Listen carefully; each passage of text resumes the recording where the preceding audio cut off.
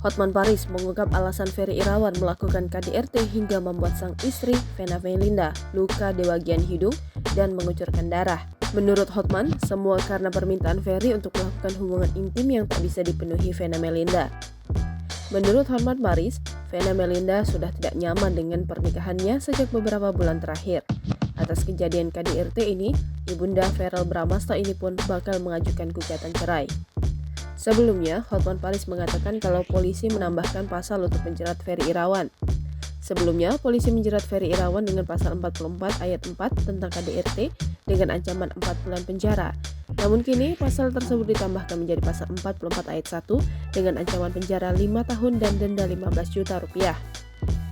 Pada Kamis 12 Januari 2023, Hotman Paris menemui Vena Melinda untuk kembali menjalani pemeriksaan di Polda Jawa Timur.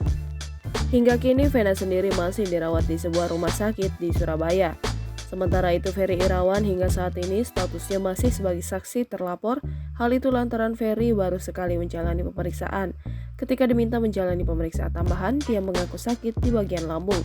KDRT yang diterima Vena Melinda dari Ferry Irawan terjadi pada 8 Januari di sebuah hotel di Kediri, Jawa Timur. Keduanya tengah berlibur dan menginap di hotel tersebut.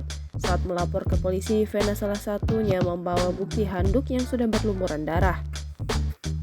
Vena Melinda dan Ferry Irawan menikah di Bali pada 7 Maret 2022. Pernikahan ini sempat ditentang putra sulung Vena, Verrel Bramasta. Jangan lupa subscribe, share, komen, dan like ya!